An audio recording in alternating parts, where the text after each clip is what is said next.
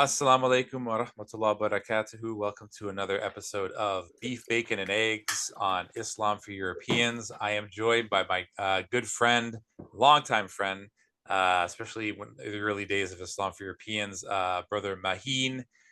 You may know Mahin from his former work on the Mad Mamluks, which is a great Muslim podcast. And he also started his own channel, which is called Sultans and Sneakers. Please subscribe to both of those channels.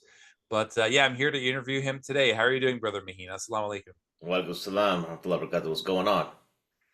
Oh, not too much. Just trying to strive every day. Trying to Yeah, work.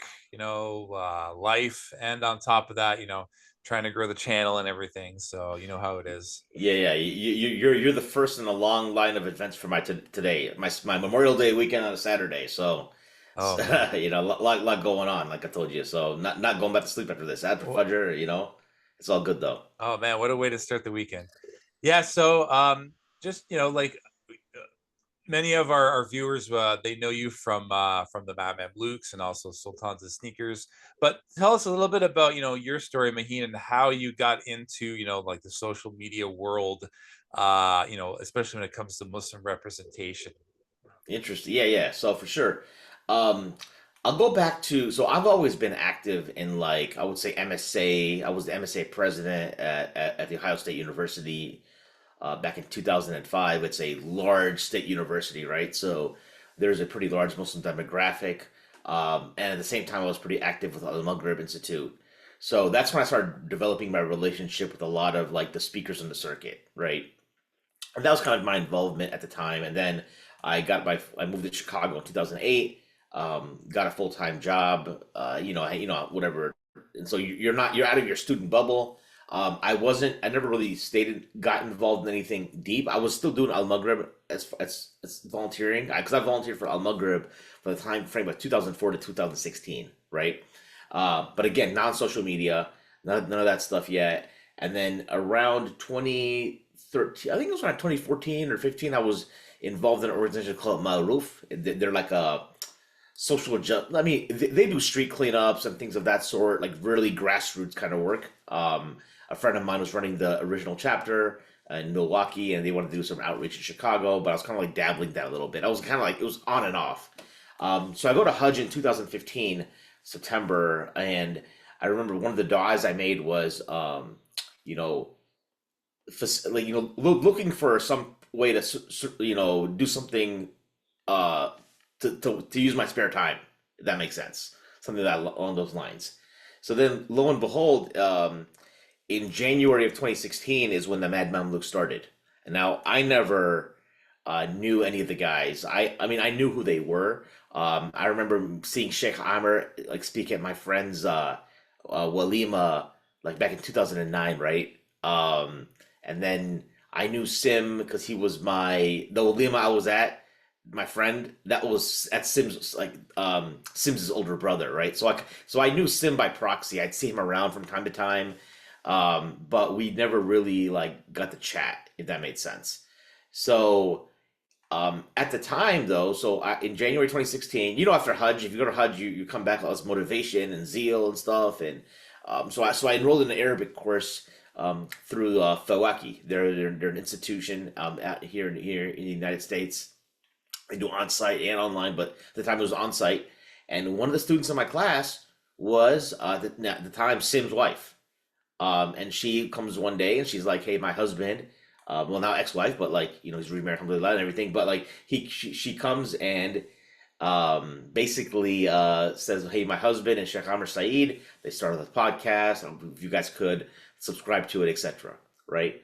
So one day, and I had a lot of podcasts I was already listening to. I've been consuming podcasts since like 2006, 2007. It's a long time, right? So I was familiar with the platform. I had ideas of actually starting a podcast in a different space like a couple of years before, right? But I just wasn't sure how, or what, And because I was analysis paralysis, never really got into it. Never really thought about doing something in the Muslim space, to be honest. So one day I'd done all my podcasts. I started listening to their podcast, and I was like, "Oh, this is actually pretty good." And so I like finished all their content, and next day I saw her in class the following week, and I was like, "Hey, I finished all your content. but y'all need to put out more content. Like there's just not enough. Because I think they were going like once every 2 to 3 weeks. Like most podcasts are going to be still doing something every week and whatnot. So I set her like a list of guests. Hey, you guys should get these guys. They're in Chicago. They would be because these are all Chicago only people, right? Mhm. You know what I mean? So then she kind of like she said she'd pass it on and whatnot. So in April of 2016, there was an Al-Maghrib Institute class that occurred. Sheikh Abdul Nasser Jangda, who's from Qalam Institute, was also teaching for Al Maghrib because some of these guys they work for multiple organizations. They're not tied to one, right? So Sheikh Abdul Nasser was in town. I think he was teaching a course on like controversial verses of the Quran, right? So he was in town, and me being involved with Al Maghrib, I was always plugged in with the teachers with their itinerary. So when they went to lunch, when they went to dinner, I was able to attend, and that's how I built. That's my whole relationship building side of things. Like that's how I had the connections. So I go to this lunch with Sheikh Abdul Nasser. It's at my friend's place. My friend like is this like big halal food connoisseur. So he's making like burgers and stuff for us, and I see Sim there.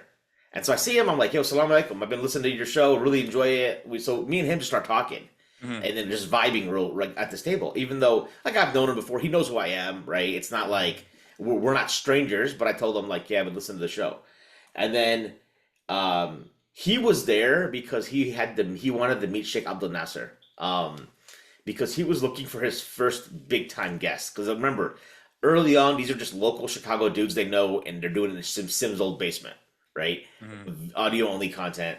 So he and I were talking, and he's like, "Hey man, you got like a radio voice. That's pretty. You got some talent there. You should record with us sometime." And when in my head, I thought he was gonna interview me just like as a guest, one time kind of thing, right? Nothing crazy. And he's like, "Yeah, if you ever need to use a studio for anything," I'm like, "I don't know what I need to use a studio." It's kind of like whatever. And so, he makes this. He says these things to me, and then we part our ways. We go back, and I go back to class. He texts me like an hour or two later. He's like, "Hey man, we have some of the guys are coming over to my place tonight. We're gonna like cook do some grilling and like watch some MMA.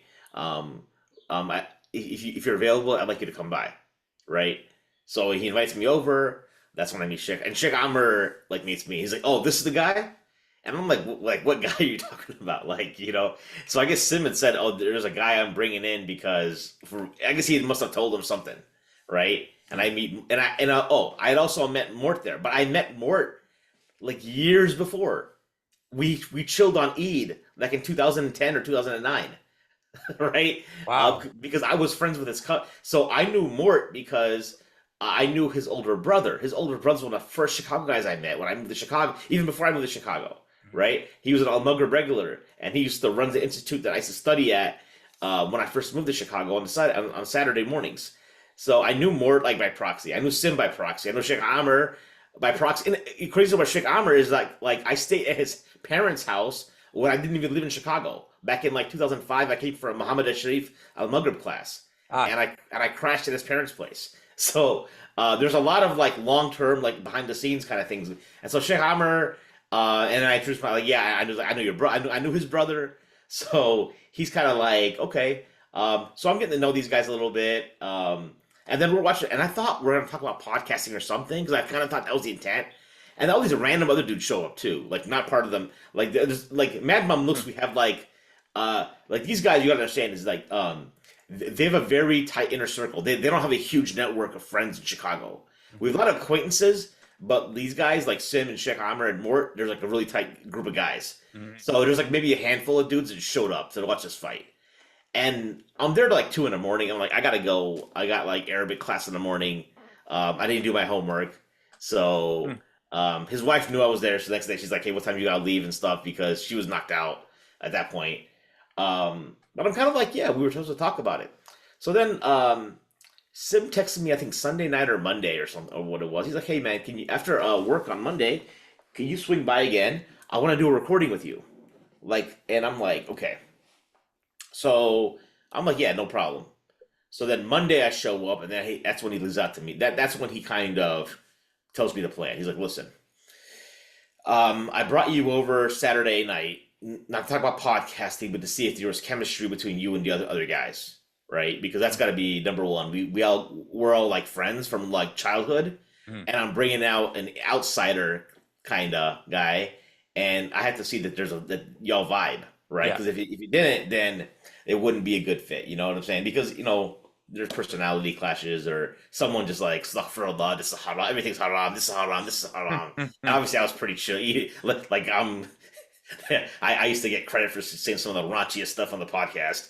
So, I think Sim was like, okay, this guy's gonna be a good fit in that sense. So that Monday afternoon, and I had really bad allergies. It's April, right? So it's allergy season. I had really bad allergies. I drive direct. I used to work in Indiana, so I'd drive right to his place, like an hour drive.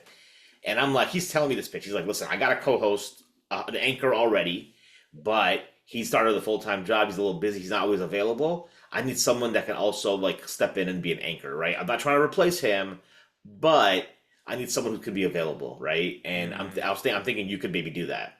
And I'm like, Mhm. yeah, whatever. That's cool. Because the guy I was supposed to supplement, like compliment, was also Mhm. at the thing on Saturday night, right? So Mhm. I met the whole crew. Is in Moga. I mean, like if any Mad Mamluks listeners know who Moga is, then I know you're really old school. Mhm. Because most dudes, like to be honest, most people only know Mad Mamluks post YouTube, Mhm. right? Um, so anyways, I'm like blowing noses. He doesn't have paper. He's giving me paper towels to blow my nose. I'm like got a runny nose, everything. And he's like, well, I know you're kind of sick. Um, if you want to leave, that's fine. But like, if you're up to do a quick recording, um, we can do that too. I'm like, yeah, I'm already here, so whatever. I'll just deal with the allergies. Don't worry about it. So Mhm. we sets up the mics. We get up the mics, and then he records me for 45 minutes. Me and him are just doing this back and forth. Mhm. And the crazy thing is that my allergies disappeared when I was recording. Whoa. I went to this like zone kind of phase, right? Um, and then afterwards, he stopped the recording. It was kind of like an intro because I think what his intent was maybe he was going to release this episode as an intro to a new host, I see. right? That show's never aired. That's his prerogative, but he decided not to air it, never to air it. But he like stops the recording at the end. He's like, man, I gotta give you a big hug right now. That was amazing, right? And then I'm like, he's like, you must be natural at this. I'm like, well, I don't know. So that was a Monday. That Friday we got a message. Mort at the time was doing a lot more behind the scenes work, right, for Bad Mamluks. He was Mhm. like we called him a contributor at the time. Okay. He'd pop in every now and then, and he would say, "Hey, I got a guy. He's coming in tomorrow, Sheikh Harami and Sur. Can you guys record with him?" And so Saturday morning, myself, Sim, Sheikh Amr, we meet at this hotel at 8 in the morning on Saturday. Sheikh Harami and Sur is involved with the Taiba Foundation in the Bay Area, prison outreach. He studied overseas. I believe in West Africa, in Mauritania. He's a Maliki. He's like one of the original guys. I knew who he was because of my own personal following of the Maliki madhab. Yeah. So that was my first episode, and yeah, and then from that point on, it was just like, man, like we got to get this dude, and Sim would be like, hey, Mahin, who's next? Like, let's bust out the Rolodex, like that those 12 those years, all that background work of a Maghreb and MSA had all these connections. So Yep. yeah, that's kind of how I got going. Spot on. That's pretty awesome. I mean, like you know, I keep thinking back, like all the things that I went through, to start Islam for Europeans, and like Allah, like He puts you through these trials and tests and all these experiences, and then you don't really realize until down the road, all those experiences that come into play. So like all Right. your connections like really helped you grow Mad Mamluks from the ground up, and like it's turned into like the biggest premier Muslim podcast, and like it's like I like Mad Mamluks because go ahead. Yes and no. Like here's the issue. Here's what I'll say. Right, the Mad Mamluks. I think everyone knows about it. Like when you talk to a person like you meet somebody at a conference or somebody's like, oh, I've heard of the Mad Mamluks. I think the challenge is, and I know Sim has this frustration as well, and I feel the frustration for them, Mhm. even though I'm like, you know, they I'm I'm still part of the family, but like I left, as a host. Um, the growth hasn't been there from us from like a point of view of like I think True. there are 13,000 subs on YouTube, Yeah, they should have millions. They should be like Sneeko or yeah. like all these, Mhm. Fresh and Fit. I mean, they have hundreds of thousands of subscribers. I mean, they They, should have they way more. they should have at least, I mean, yeah, at a minimum they should be around 200, 300K subs, right? Yeah. And I just don't know exactly why that is. There are some, I've talked to some people on Sim's behalf even to see like what's going on, and I think there's some technical things that maybe he has to adjust. But the whole algorithm is something that he just has to keep adjust changing and whatnot. So I mean, there's it almost more like a cult following, I would say. Yes. And but I think that's but it doesn't reflect, because when I look at some of the larger channels, and I consume the other, and I'll listen to other Muslim podcasts. There's a podcast out there. I'm not going to mention the name, but like because I may be a little critical, um, of the show, in the sense of like critical in the sense that like I don't think the content is that great. The interviewer is not that great, and it hasn't been on the scene that long, and it's got 30K subs on YouTube. Yeah. And I'm Yeah. like, what the hell? Like, how is this new channel? This kid comes on the scene, and you know, now granted, I think a lot of it could be the way, if you analyze the way the video is shot, the post production, that kind of thing, right? I've actually come across things now that like doing exclusively live streaming can actually hurt you, Mm. right? Because and then sometimes people like will tune into a show and they want to get to the meat of the content. They don't want the banter right away.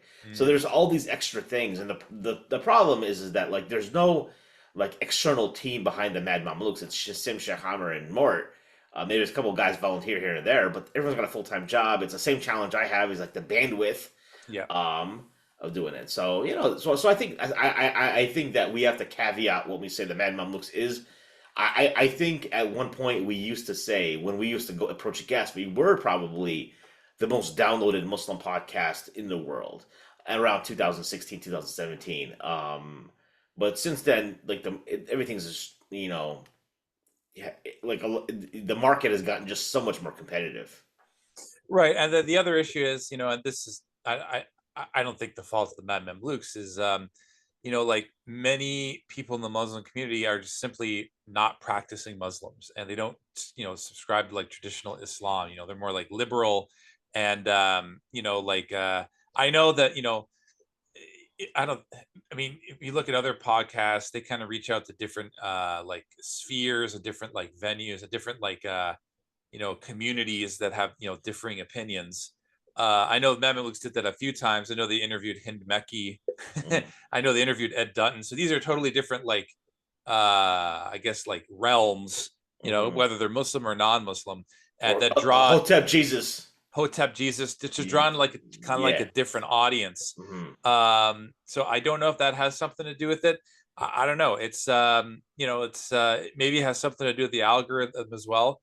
But yeah, that's a strange thing, like I don't know. I mean, it's something that remains to be seen, because we're trying to grow us, Islam for Europeans as well, and it's been a real slow burn for us as well. Mhm. We're almost at 2,000 subscribers, and we've been on for like 4 years. Yeah. And I know I'm just doing it myself. I'm very lo-fi, but like it's a challenge. And like you said, we're all full-time jobs, so we Yeah. can't do all this post-production stuff. Like graphics.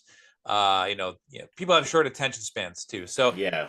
I don't know. Maybe you just shouldn't worry about subscribers. Because how far do you want to sell out? To try to just, if it's all just about subscribership, and you're not doing it sincerely for the sake of Allah. I mean, like like I know you're trying to grow it, but at the same time, like do you want to compromise your values just to like gain subscribership?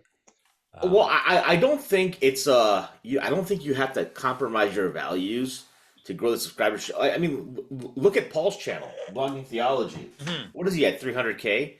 Now, granted, I think with Paul's channel, people know exactly what they're getting, Yeah. right? I think that's one thing about it is like you don't know. There was a time when I remember Mad Mamluks, we were doing like everything. We were doing like, remember we were doing the SEMA mental health podcast. We were doing Baba Ali. We were doing like all this stuff. So people were like, they're not no, because when I talked to some of the old Mad Mamluks listeners, they're like, y'all's original like first 100 episodes with like was interview format, very unique. That was now granted that we didn't have YouTube back then, right? If we had the right YouTube productions, I'm gonna check a quick channel real quick. So everyone, it's known that Sim helped start the Blood Brothers podcast. Yes. It's known, right? If you know if you but so I'm gonna go on Five Pillars real quick. What's their now? I know he's got a team. Okay, now Five Pillars, the channel has 161K, but he's also but the thing is Dilly has like a day job. Five Pillars isn't his full-time job either, Mhm. right? I think he's like a mechanic or something, or he does car auctions or something along those lines. So I don't know. I'm not sure if it's what it is. I hear the excuse that it's the UK they have a better like backing from their Yes. followers. But I think the Mad Mamluks is a UK, like we have a lot of fans from the UK. And the podcast I mentioned, this kid starting up a podcast has 30K subs already, and it's a religious based podcast. It's not like degenerate. It's US based. Mhm. So I think a lot of times we're just like every like when you're stuck on an issue, you have to be like, all right, what are we not doing that the other channels that are growing are doing? I think the practicing Muslim market is still huge. Yes. You know what I mean? So, anyways, that's No, you're right. Yeah, absolutely. Blood Brothers just have a lot. It's funny that you mentioned that because you were the OG of interviewing the dissident right, Mahin. You were the yeah, I first to know, interview right? Richard Spencer. And nobody knows that. Yeah, and nobody knows that. And now Dilly has interviewed not one, but four of those members. Nick Griffin, Mark Collette, Jada Franzen. I don't know, maybe politics in the UK. I don't know. I mean, I think that this kind of internationalization of like the Dawa scene is Mm, not good for like countries outside the UK, because UK is a totally different situation than Canada and the United yeah, States. I don't know how you think about that, but I do think that like I'm glad that it finally happened, because yeah, I don't think we should ally with these people, but at the same time, you have to understand that there's differing opinions on Islam and Muslims in the Anglosphere. yeah, So do you think that this kind of like the Dawa in the UK, like like it kind of has like this effect where like Muslims in the US and Canada, they'll either watch this stuff and think that like like that this is the situation in Canada or the US? Do you think there's a pitfall in that, Mahin, or I think it's high time that like the UK Muslims should stop comparing themselves to us and vice versa. I think our demographic is very different. I appreciate what Dilly's doing with the interview with those interviews, by the way, because I actually had a good friend of both my show and the Mad Mamluks, Dr. Yaqub Ahmed. He's an Ottoman historian. He was in town in Chicago a couple weeks ago. He knows Dilly well. He came on my show and he did the Mad Mamluks live stream. My show will release in like I don't know whenever I get around to do the edit, but um, we were having coffee and we were talking about like Dilly bring and the pushback he originally got. I think I forget who the first was. It Nick Griffin or Mark Collette? Nick Griffin was the first one he interviewed? Nick Griffin, yeah. And he said he got some pushback, but um, and in the beginning, and it in the UK guys didn't really sit well, but there's something. Dr. Yakub told me something. I didn't watch the Jaden interview, um, because not yet, but like there was something going on where there was a clip where she talks about when did she lose a child or something, or she lost a family member, and it was like the Muslims who had sympathy for her, not like the other, like not her English or Mhm. something of that sort, right? And so she really was it was like it's like this vulnerability, and Dr. Yakub was like kind of like mentioning that like this is like a really positive sign here, because when I interviewed Richard Spencer, it was a different like context. Like Dilly is a different. He's like kind of like an aggressive journalist. he's not like gonna be like buddy buddy. My approach is like I treat you like a guest. Like if you were even if I'm gonna disagree with you, I'm still gonna like probe you, but it'll be like we're sitting there for coffee kind of thing. It's not a um, and I don't think Dilly is rude to his guests either. No. I think he does a nice job with it. And he's a professional journalist. So hindsight's 2020. The question is like, there's a guy named Asim Qureshi. He's involved with like I think Kate like fighting like involved with like Islamophobia work in the UK. You may be familiar with him. Yes. I know he was fairly critical of my Richard. I never heard of him. I know he was fairly critical of my Richard Spencer interview at the time. Someone who I would say is like not a someone you can actually like, take constructive criticism from because he seems like a good brother who has credibility in the community versus someone who's just like a there are other figures who will remain unnamed at this point because we don't want to like you and I know who they are who are just like just rabbits like bunnies just like parroting stuff you know what I'm saying Yeah. but yeah, I think so. I was kind of curious. I was like, and I told Dr. Yakub, like, Asim, right? Like, yeah, he's like, he's known in the community. I was like, well, yeah, he had come at me a little bit for this. Are we normalizing, um, are we normalizing white supremacy in the Muslim community? That's what it was, or you're giving a platform. And actually, at the end of the day, we realized that like, no, Richard Spencer gives me a platform, right? Nick Griffin gives Dilly a platform. It's actually reversed because what happens is that like the idea that Muslims will become white nationalists because of our podcasting is completely asinine. However, it's their audience who listens to Muslims, and they're like, "Well, these guys are kind of interesting. I should look into this more." Yeah, I mean, Nick was really impressed that Dilly mentioned that he and his crew are actually like attacking back against like these grooming gangs. Hmm. That gave Dilly a chance to like say like, no, we're actually like against this type of behavior. Yeah, So like now social media I think is really toxic in terms of you have always the trolls really drown out any like type of moderate voices.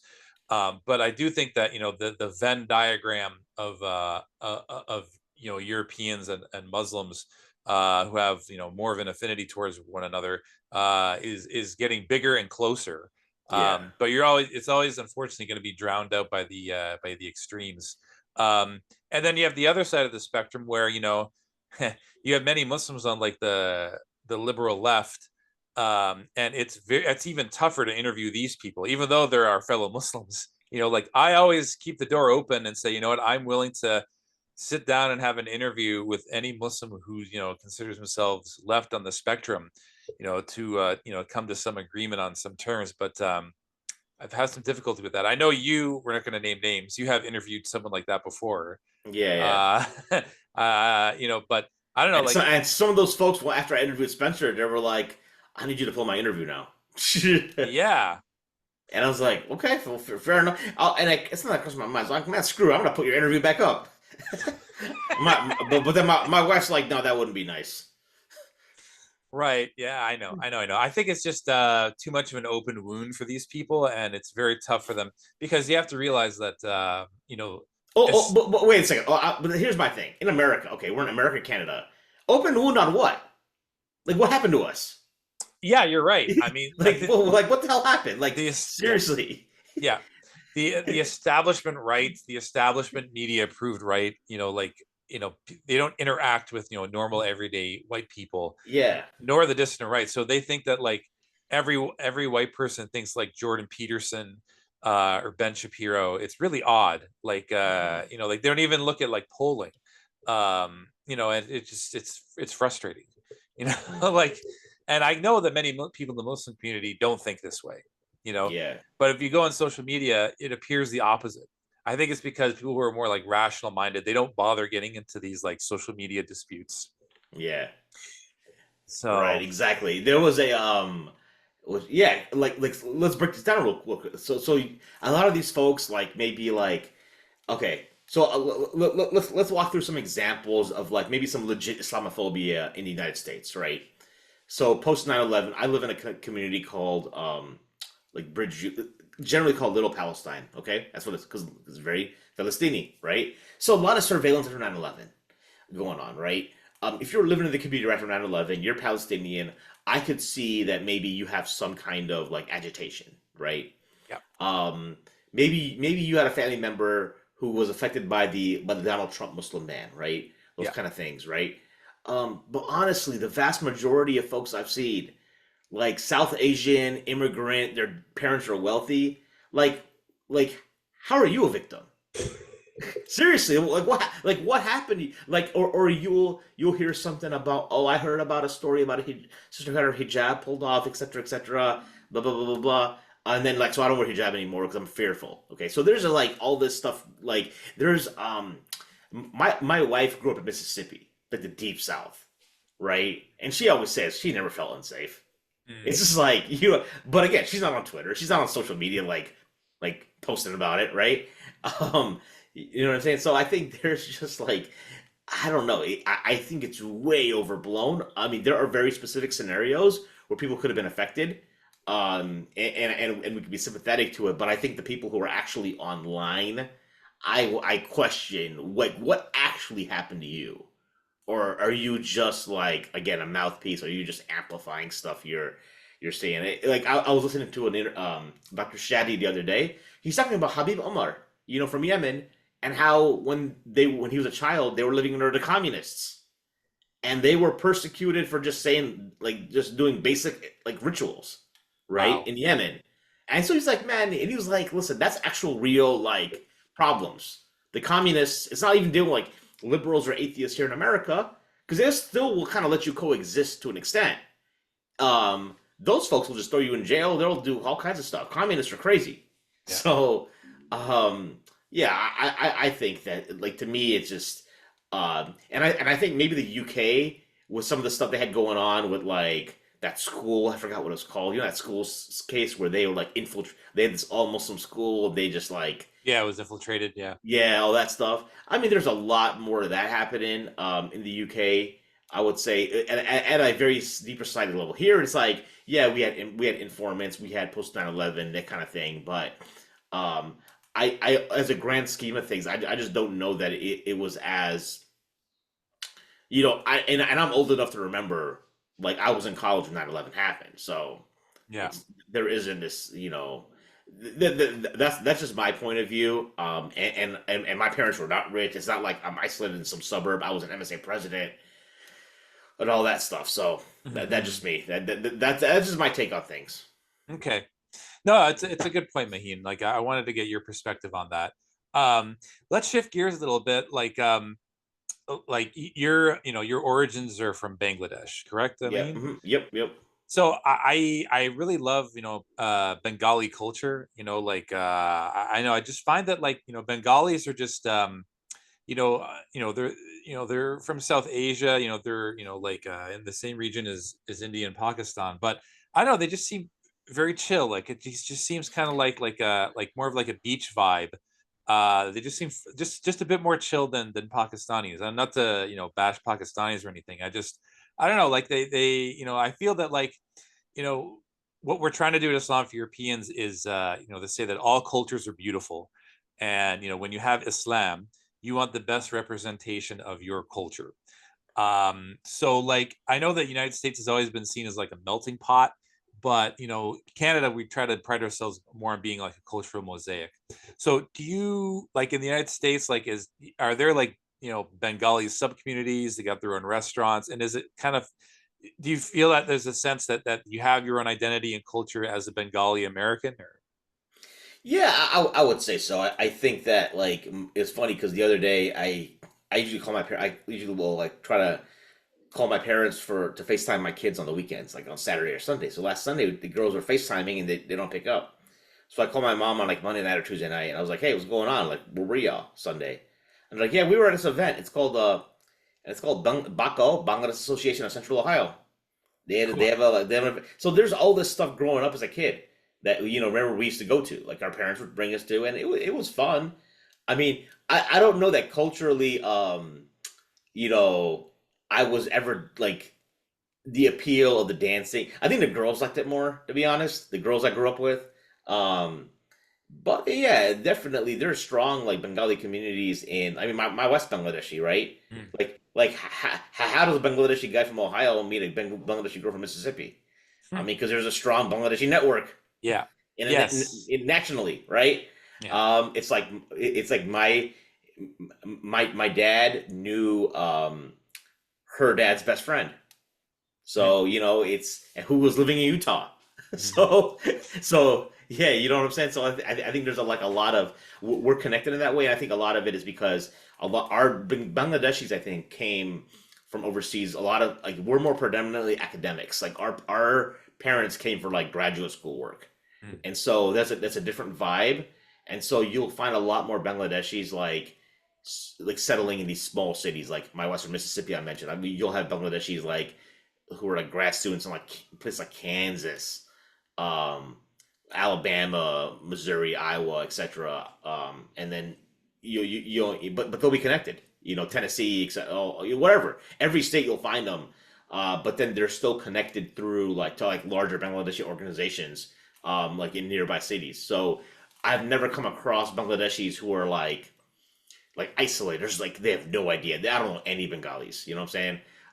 So I see that New York, obviously, people like that's probably where the heaviest is. In Chicago, we have a pretty good sized community. The last event I have tonight, I said it starts at like this is my long day. So the last event is a fundraiser for a predominantly Bangladeshi masjid we have here. Okay. So yeah, I think it's it's we I feel like we've been able to maintain it. The thing I really appreciate recently is there's a poem or a kind of it became like a nasheed or we call it nats in the Desi culture. We don't call it nasheed. Mm. Of there's a famous Bengali poet named Qazi Nazrul Islam. Mm. He's like from early like 20th century, right? And he used to write like kind of like Sufic poetry, that kind of stuff. And so there was a song I remember. Sometimes what happens is I don't know if this happens to you, but you ever have a moment where you're like, now we're like in our 40s, and when you have a quick flashback to when you were a kid, your mom told you something like some or in passing, you didn't really take it seriously. Mm. So I was like, oh yeah, my mom told me about the song when I was like 10. Let me like, wow, I think this is what the lyrics were. Let me find it real quick. And then you find it, you're like, oh, this song is kind of nice. And Mm. then you realize the history behind it. Oh, it's a Kazi Nazrul Islam song. I'm like, oh, yeah, I know this dude. This is a guy's like a really famous poet. So yeah, like I think end of the day we are kind of organically just maintaining it. I don't know that I don't feel like I'm putting effort in, but I feel like maybe the infrastructure is there where I don't necessarily have to. And the thing of it is, for me, most of my extended family is Bangladesh. They're not Mm. here. I see. So I'm going to visit every 3 to 4 years. I'm always talking to my uncles, my cousins, and whatnot back there. So, yeah, I mean, for me, it's been fairly organic. My kids don't know Bangla. I can speak it, um, but like my kids probably won't learn it. To be honest, I mean, maybe they will. Maybe at one point they'll decide they want to learn it. We'll send them over to like for a few months and do some immersion. Who knows? Yeah, I remember learning in psychology that usually it's the grandkids that relearn the language. So Okay. it's like an echo effect. Like Mm, usually it's the kids that don't want to learn Bangla or the heritage language, but their kids will be like, no, I want to relearn it. So it's usually you might take more than one generation, but inshallah it sure. will happen. Sure. Yeah. um, but yeah, and I know the other. I think that many like Muslim communities from different backgrounds, they come to the West, and back home, there was a lot of like they were very endogamous. They didn't want to marry outward. Like they kept they would keep it like all in the family, but they sort of mildly get away from that in the West. And I remember reading in Dutton's book that consanguine marriage can actually like there's some like health problems associated with it. There's some ahadith about it being like not a very good strategy, even though it's not technically haram. I mean, it's halal. But I see this kind of like, yeah, I think Bangladesh, I think is or Bengalis are doing it right because it's kind of like you're consolidating like like a cultural identity, but it's still culturally similar enough where you can marry someone who's also Bengali, and kind of like like kind of like consolidating the the country and having like a stronger like a branched out community, which is kind of what a lot of European countries did. Like, they earlier, were very insular, but then they became more democratic and kind of like expanded outward and everything. So I don't know. I think that some other cultures, like I know, like in for Palestinians, like many of them just like want to marry within the same family or the same city, Same village. You're like, same village. you can marry whoever you want as long as it's your cousin from the village. I know. Right, I know. It's yeah. But no, I think it's a good thing. I think that I don't know. I just find that Bengalis are more, or they're just very chill. There's actually a Bengali restaurant in Windsor, where I'm from, called Sweet Chili. If you ever come to Windsor, like we should Yeah. definitely go there, inshallah. I've actually I'm not the biggest fan of Bengali food. I don't know if that's Hmm. surprising. It's like I'll always prefer other food cuisines over Bengali food. I found myself to be unique in that. Some of my friends think I'm very strange in that sense. Yeah, but and that's an interesting observation. I've never perceived us to be like more chill than like the Pakistanis or Indians, but the outsider's perspective is it should be definitely taken into account. Yeah, I mean, not to, like I know some great Pakistani and Indian brothers and sisters, so I don't want to harp on them. Yeah. I don't know, it's just been my experience.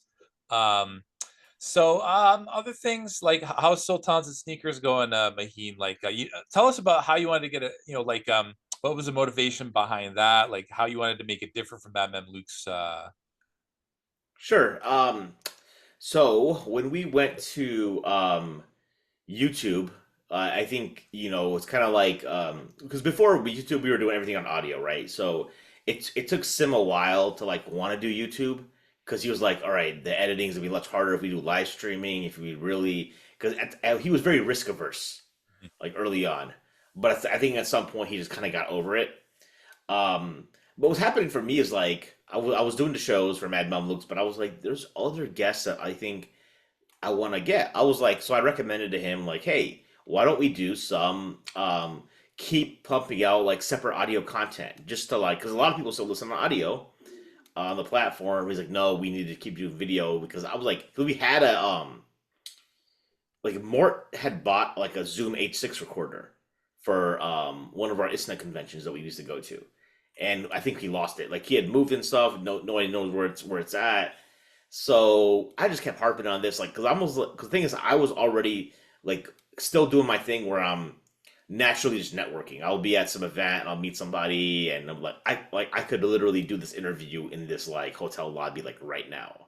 You know what I mean? Like this guy's got 45 minutes, like, or I just talked to him for like 30, 40 minutes. If I could have just recorded it, that would have been content for the channel. So I was kind of like getting a little like frustrated, I would say. So then Sim was like, this is 2019. He's just like, why don't you like start your own channel? And his rationale was, um, while being a madman, well, like not leaving, but start your own project because he had some concerns, that he was the only person that knew how to do the podcast, actually do the podcast as far as production. And he was actually right. I mean, he was right in that sense because before I just showed up and recorded. You know what I mean? So I same with the other guys. They just showed up, we just talked. We didn't have to worry about editing or any of that stuff. I think one time I asked him to let me edit something because I wanted to get some experience with it because I could see it was a burden on him for sure. He was like, you know, doing all that after we left and putting it out. So I think he wanted someone to feel that kind of like what it really took. So he encouraged. So Morton, I remember Morton had Muzzy Buzz. Yes. So around the time that Sim had encouraged us, so Mort and I started our own channels. I kind of didn't know what the channel would be. I was like, it's a little because obviously it's a solo interview. I'm interviewing people who are like still in the same kind of it's Mad Mamluks adjacent. It's like what's a good example like TV show that like you have the main show and then there's like that spin off. Like Cheers and Frasier, or Is that what it? Yeah, but it's they not. weren't Yeah. simultaneous. So I'm trying to Oh, think of okay. ones that was like, yeah, I get what you're saying though. Yeah, I gotta think yeah. about that. Kind of like I don't know. Is it like Mr. Rogers' Neighborhood and Daniel Tiger's Neighborhood? That could, yeah, that's a good example. You know what I mean? Even though, yes, it's not, you know. Yeah. So I figured we would do that. That's kind of where my head was at. But I was like, there's people that can get that art that Sim probably can't get. I should probably like, or just people I'm interested in interviewing. Mhm. But again, you're always struggling with this idea of like, what's my messaging? What's the point of the show? And so I consulted and I just thought about it and I was like, you know what? I want to talk to people about like why they believe what they believe in. Mhm. That kind of was the rationale. Because that way I could kind of just be like, all right, I'm here to understand, even if I disagree with you, I need to understand where you come. If I agree with you too, I still want to understand how you came to your rationale, right? Mhm. Because Mhm. at the time I was doing a lot of, you know, and I was just not won't say like I was um looking into like how to like refute Christianity. I was talking to Brother Ijaz Ahmed a lot and Dr. Ali Atai and like deconstructing the Bible. That kind of stuff was like my interest. So I was like, man, I don't understand why they believe this Trinity stuff. And now, like, you know what I'm saying? I was like, it really kind of blew my mind. So that's kind of what the original intent of the show was back when I started in 2019. Um, in August 2022 is when I left the Mad Mamluks, and at that time I kind of decided that I wanted to make a shift because I kind of lost interest in that whole "why do you believe what you believe" you know theme. Personally, Mhm. I found myself. I'm like, okay, I've got like I started looking at things at a very micro level. Like, what are my own personal pain points? Like career navigation, fitness, family, like trying to stay on the dean. Because I'll tell you what, like people, I think, um, and maybe that's why I come across the way I am on my shows, like pretty laid back and chill, or willing to like maybe say out of pocket stuff because that's really who I am out like behind the like off the camera as well. I don't like putting on a persona, right? Um, but I think it's also this idea that I still struggle with like the dean, as far Mhm. as like practice. It's hard. It's like I don't think it's like easy in that sense. I think the understanding of the religion is very simple and easy. Mhm. I think the practice of it to like put the discipline it requires to like attain like the goal should be of every Muslim should be attain wilayah, the closest to Allah subhanahu wa ta'ala. I think that's a very challenging endeavor, It right? is. Yeah. And like you said, but hard, but things that are worth stuff in life require hard work, right? So that was like that's kind of my own framing, my own internal like mindset. Like this is the kind of stuff that I'm like interested in. I was listening to a lot more stuff like Cal Newport productivity stuff, and I was like, there's not anything like this in the Muslim space. There's productive Muslim, but they're not really. It's a book, it's a community, but it's not really like an active podcast. So I think there was like I feel like there's a gap in the Muslim community for Muslim dudes to like have this kind of angle. So that's kind of why I shifted the channel. Yeah. Kind of like I don't know how intentional I was at the beginning. So there's some episodes that crept in, or sometimes I want to interview somebody and I'm like I can't get this angle in or something, or but it allowed me to be more selective too in the guests. Mhm. If that makes sense. But sometimes you have to push for an angle. Like you have to like I recently had Dr. Yaqub Ahmed. The show hasn't aired yet, but he's an Ottoman historian. What am I going to talk to him about? So I'm thinking about because the thing is, the opportunity was there to interview him in person, and I'm like, I had a good interview with him the first time. It was about like understanding history because I think there's just all like self development kind of angles to it. Like people should know their history, that kind of stuff. Why his own background, his origin story, it can inspire somebody, right? Mhm. Um, this time I was like what are personal lessons that we can learn from the Ottoman sultans?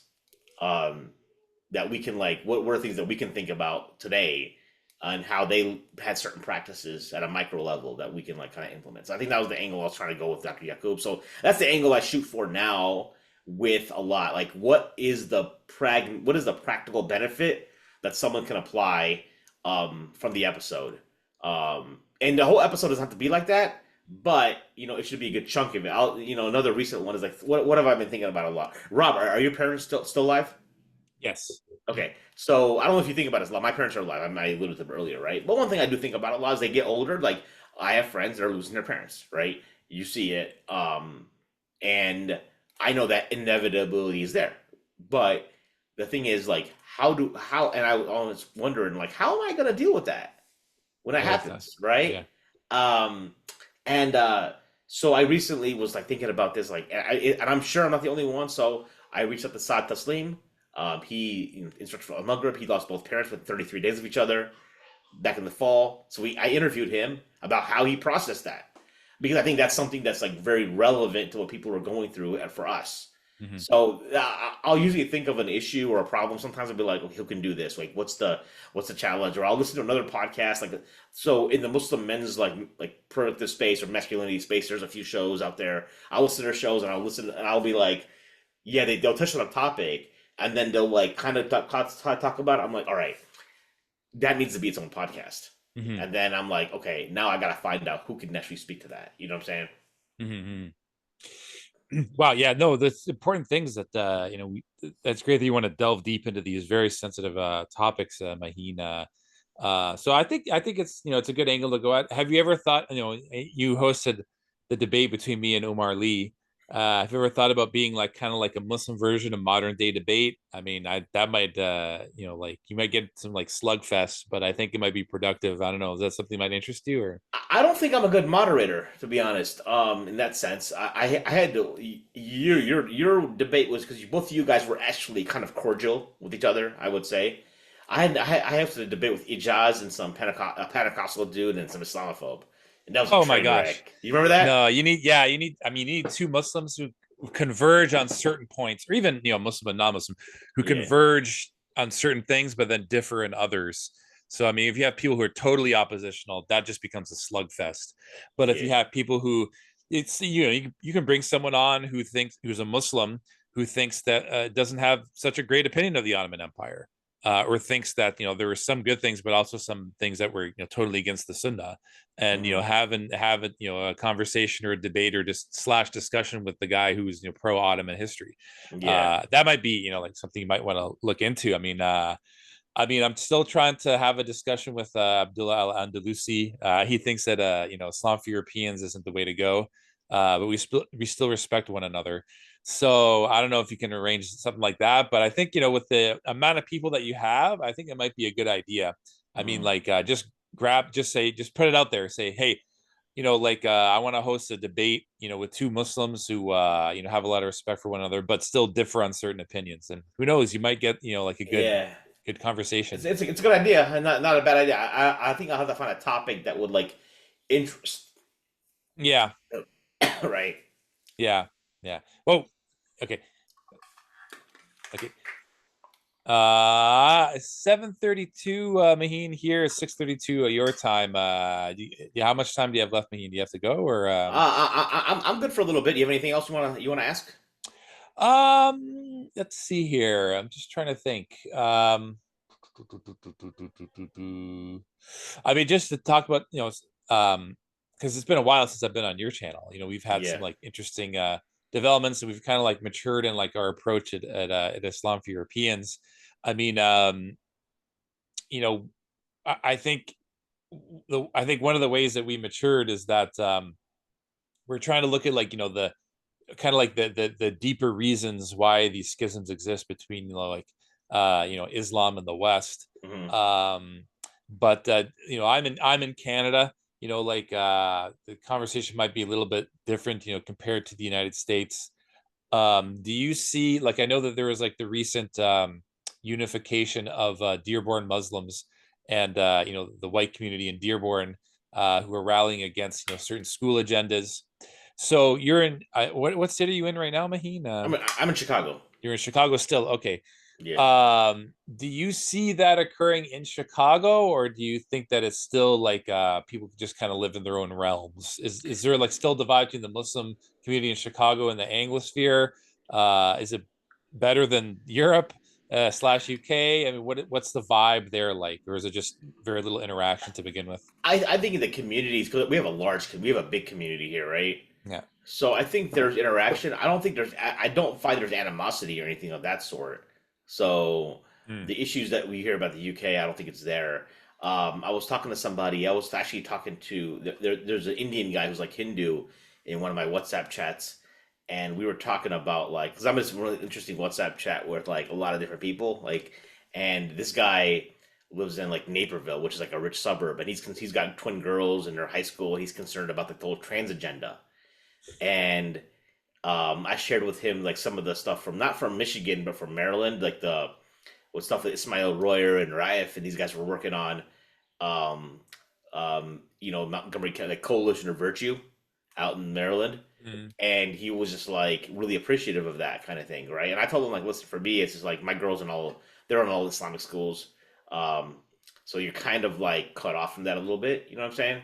Mm. Um, but I think it was. But I mentioned to him, I was like, yeah, because he was like, in his comment to me was like, yeah, look at all these Muslims they're being interviewed. It's like Fox News, the white nationalist, white supremacist, racist channel that's interviewing all these Muslims and giving them a platform. Talk about this, right? And like Laura Ingraham, I think had on like the guy from the like the Maryland issue, and she was very I was like, yeah, interesting. It was like Muslims and Christians starting to like ally and stuff, and then you remember the post we had from like Drago Man, remember? Yes. That was Yes. going on, and this whole like movement, and then conveniently October 7th happens, Yeah. And then right? yeah, yeah. You Well, know, yeah, I mean, now you see an even bigger split on the right. I mean, you have the America First crowd, yeah, and still people who are like staunch, Christian Zionists. So even that is starting to go into schism. that will Um, because you got within the MAGA crowd, right? You've got like people who could because Donald Trump will say whatever he like. You can't really actually take Donald Trump for his word. That's my take on it, yeah, right? He's apparently he met like so. I saw two different things in the last few days. I saw that Trump said some wild stuff about like looking into like migrants from like Africa and Middle East. And he also said something. I think he had some Trump officials meeting with the Arabs and the Muslims in Michigan because you know how they freaking like just like dissed Biden when he came through. yes, So and again, that's all. This is all politics. He's catering to certain people.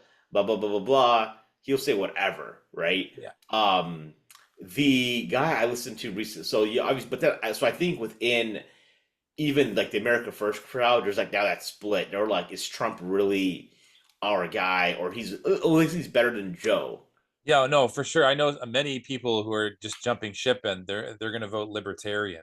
Um, Mm, but I still think that the United States has always been completely against anything other than the major two parties. It's a first past the post system, even more so than in Canada. And if you look at now the any vote for like, I mean, you have Robert F. Kennedy Jr., but he's still exactly pretty much identical in terms of foreign policy compared to yeah, Trump and Biden. So the right. top three candidates are not going to be representative of the people participating in the current protests. So you have basically four small anti-war choices. You have the Libertarian Party, you have the Green Party with Jill Stein, you have Claudia Dela Cruz and Cornel West. Mm, Those four candidates are all going to cancel each other out. I don't see any kind of like right. political solution, and I don't see any conversation going on within like the anti, like the protest movement to kind of address these issues, even think about it. So I don't know. I just don't see it going anywhere. Yeah, RFK is not going to have a shot either. I mean, he's just there to, as well. I think he's there to like cull or like siphon off all these people who kind of think like that they don't want to vote for the major two parties, to Mm, take away votes from like people who might actually vote for like an anti-establishment candidate. That's just my take on it. mm, But like I don't think, like you said, I don't think he'll win either. He doesn't even have like an organized party. Like the Green and Libertarian parties are organized parties. At least they have like flyers and logos and things like that. But they don't. RFK is just running as an independent candidate. So I've got to say about RFK though. He said something that's actually very so. So I'll go back to Drago Man, right? So Drago Man is a pseudonym for someone in our community. Okay, he's actually a good friend of mine, so I know who he is. Okay, okay, um, he was pushing before October 7th a very pro-Trump. Like he basically was like, "We're gonna go with Trump," right? If you remember, Mhm. like America First. That should be the Muslim mantra. We should get on the America First bandwagon right now because he wrote that whole piece about like conservatives meet your new ally, right? So when you talk to like, so I remember Sim was like, "Man, no, America First means pro-Israel," and RFK said the same thing. The reason is, and it like makes sense because you're so financially invested now with the Israeli lobby and like all this, that a break has actual repercussions. You know what I'm saying? I think that's what RFK is saying, that he feels that there's that. Now, granted, at the same time, we'll see, is that, yeah, we probably do because of the wealth that the Zionist lobby has, and will that affect things? However, if public opinion is shifting so quickly now, Oh, it's major. you know, Have you heard this statistic, Mahin? Among Americans 18 to 25 years old, what racial group has the highest support for Palestine? uh, white White uh, Amer white white Americans, Americans, yeah, more than Black Americans, more than Hispanic Americans. I was floored. hmm And even before October 7th, like a support for Zionism among like young white evangelicals absolutely plummeted from like 75 like 33% or some crazy statistic like that. So I think the boomer generation is mostly lost. yeah, But anyone like 40 or under, like you're right, public opinion is actually absolutely diving. yeah, And so but at the same time, like I said, I don't see a political solution. I don't, like even like state houses and like upper state house, like House of Representatives, they've never ever had like any type of like block of like green or libertarian yeah, uh people win elections. right. So I unless you break away from these two major parties, I don't see any real political change happening. That's Sure. Right. unfortunately. Right. I got you. I got you. Yeah. I mean, it'll be interesting to see, but I think that with the American Israel relationship, I think that I just feel like that is gonna. I feel like that power or the influence is that the Zionist lobby has is gonna end very soon. I don't I like definitely within our lifetime, if not sooner. But I'm thinking like sooner, even like maybe 10 years from now, maybe sooner, because the way stuff shifts so fast, it's crazy. Yeah. You know what I'm saying? So I just think that it's just like it's going mainstream now, and I think that's the pros and cons of podcasts. Like, anybody can get on there, but then like I listened to Dave Smith the other day on Joe Rogan, and he's a Jew. He's a Jew. He's an American Jew, and he's completely like Israel has completely overplayed their hand. Yeah. Like you cannot like you're doing this stuff. You don't have to be pro Hamas or sympathetic to Hamas at all. You can just show like, okay, you're literally like pulling babies out of rubble. Like that's not gonna fly with the average any human being with conscience, whether they admit it or not. It ain't gonna fly. And you know what I'm saying? So Yeah, I watch Katie Halper's show a lot. I don't know if you yeah, listen to her. no, I'm not familiar with her. No, she's an anti-Zionist Jew, and she has like like many of them who come on her show and Yeah, everything like that. So like that it's good. Even they're realizing that like yeah, this is just gonna exponentially increase anti-Semitism. So that's it. Even public opinion is shifting among those communities. Um, so yeah, like it's yeah. I mean, I remember back in like the 90s or like the early 2000s, like you look back at, that era, and still you had like people saying that this is like a demonic regime, it shouldn't exist at all. But like you look at like back in like the Rabin days, it's just like people like we would long for like those days back. Like had Rabin not been assassinated, like who knows where we would be right now. But we definitely would be in a better position than we are today. but did you listen to the Dave Smith like Joe Rogan podcast? I didn't get a chance to yet. It just came out yet, right? So I mean, he talks about like how the neocons basically, because Rabin was trying to like I think he breaks it down like from Camp David. There's always like this on the table for some two-state solution, right? Which the Palestinians, I think, most Palestinians don't want, right? Yeah, But still, it's like you kind of for the outsider, you're thinking, oh, two-state, that makes sense. That should be it's like still logical, unfair. still Yeah, unfair, but for the outsider, you're not gonna shift public opinion by like talking about two-state. Public opinion will be like, yeah, if you reject two-state, then you don't want peace, right? mm, That'll be that'll be like the average American, average Canadian. That's what they would say, right? That you're kind of going through that. So what happened was is that like Rabin was working on that, and then but it wasn't conservative, it wasn't right wing enough for the right wing Israelis, so they yeah, so they assassinated him, and Yeah. then Netanyahu comes in, and then the neocons are like, man, screw this like two-state solution. You can take it all. Yeah. You know what I'm Yeah. saying? Just get buddy with these Arabs. I'll help you get buddy with these other Arab countries, and then we'll be good. But because you overplay your hand now, you go so extreme, Yeah. and now you might end up with nothing. And like, 'cause what is it they say? Historically, there's never been a Jewish state in existence longer than 80 years, Something like that. and we're Yeah. at 77 years of Israel. Yeah. Yeah. Yeah, I know it's they have definitely overplayed their hand.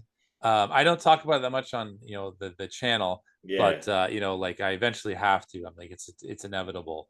Um, but I think we'll wrap it up there, Mahin. Thank you so much for being on the channel and coming on to be interviewed. It was always a pleasure. May Allah bless you and I bless mean, your family. And let's may Allah keep us all on the straight path and give you as much hasanat as possible for all the work that you do in Muslim social media.